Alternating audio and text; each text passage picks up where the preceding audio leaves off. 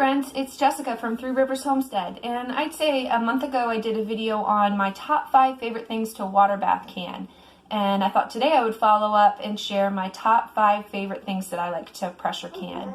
And you may or may not know there is a difference between water bath canning, where you simply boil the jars, and pressure canning, where you have to use a pressure canner.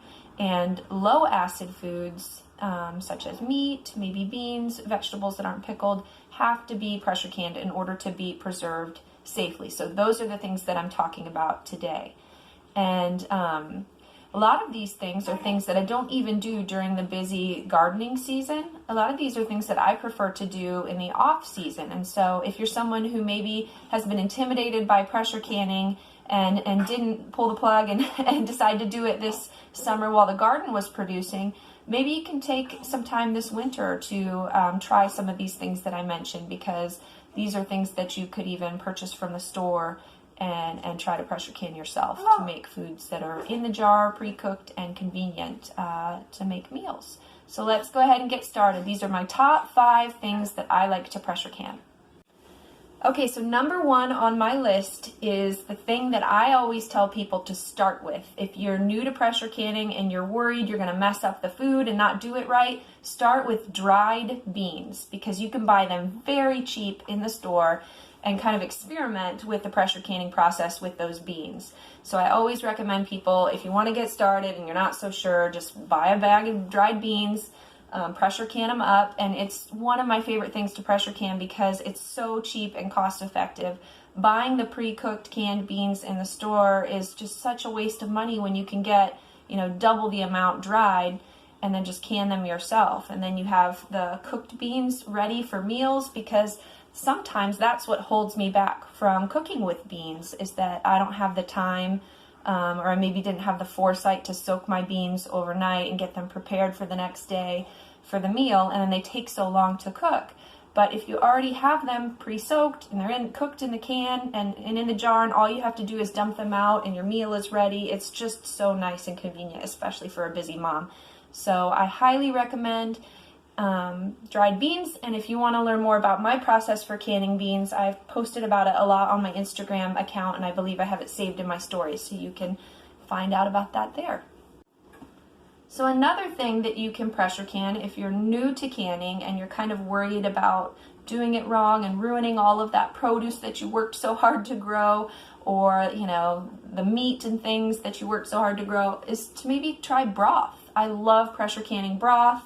It's something else that I can do in the winter when it's slower and I'm not as busy processing vegetables. I can pull out some of the bones that I've saved from meals that we've eaten, and as jars slowly get emptied from using the produce that was in them, I can refill them now with bone broth. And it's so convenient to have those jars shelf stable, and they don't need thawed out. So if I need some broth for a meal, I can just open it and throw it in the pot.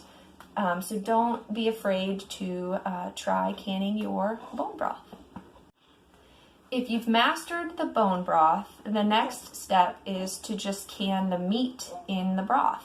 And canning meat definitely is intimidating to a lot of people. They worry about, doing it wrong and the meat going bad. And meat is such a valuable and expensive thing that I understand the hesitation. But really, if you've successfully canned broth, the meat is no different. So that's the next step. And I love canning meat. Having jars of canned chicken or canned roast makes meals so easy. All I have to do then is cook some rice and I can add the canned beef to it, or make some noodles and add the chicken to it. It's just so easy as a busy mom.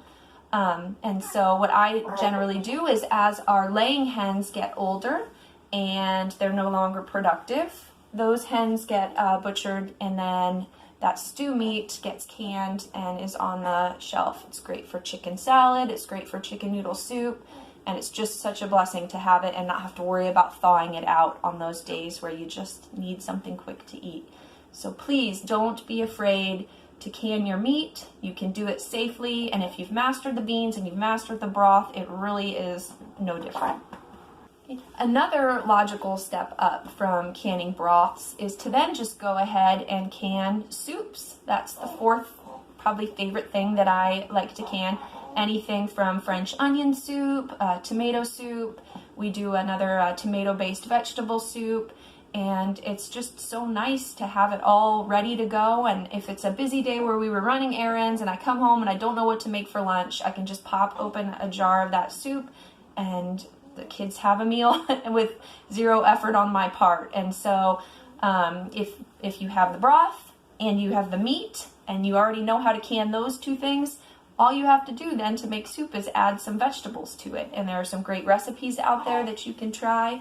And don't, hesitate to try that. It's just the next logical step up once you've mastered the broth and the meat.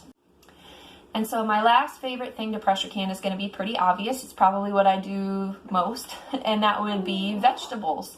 And that is what, that's really the only way to preserve vegetables through canning, unless you want to pickle them, is going to be through a pressure canner. And we do everything from carrots, corn, green beans, your greens like spinach or kale, beets, you name it, we pressure can it. And it's wonderful because the pressure canning process cooks the vegetables, and so they're in the jar, they're ready to go, and once again all you have to do is open up the jar and heat it up, and you have a great side dish in the winter for whatever meal you're making. And so veggies, it's a great way to preserve them. I know some people don't like their vegetables softened and mushy, like let's say green beans. People prefer to freeze them because they like them a little crunchier. And I would just recommend that if you're going to can your vegetables and you prefer a little crunch, is to raw pack them. That decreases the amount of time they've been cooked. And they'll retain a little bit more of a crunch. But it's just a taste preference. We love the taste of the cooked canned veggies, and it's really a staple in our house, and it makes cooking a lot easier for me. So there you have it. Those are my top 5 items that I like to pressure can, and those items get us through the winter. It is so wonderful. We do all of this work through the summer, growing the food, preserving the food, and it's just busy, busy, busy, hustle, hustle, hustle. And then winter comes, and to have those items just on the shelf, all I have to do is open jars and heat them up. There are days where literally everything I serve my family has come out of a jar, and all I have to do is heat it up. And so then in the winter, we just get to relax, enjoy all the labor from the summer and the rest of the growing season, and just enjoy it. So please don't be afraid of pressure canning. If it's something you're wanting to try and you just kind of don't know where to begin, please don't hesitate to reach out. It's best to probably message me on Instagram, and I can try to point you in the direction of some great resources and even walk you through what works for me. So with that said, I've got to go figure out lunch for my kids, which will likely come from a jar today. So we hope you're having a blessed day, and we will talk to you soon. Bye.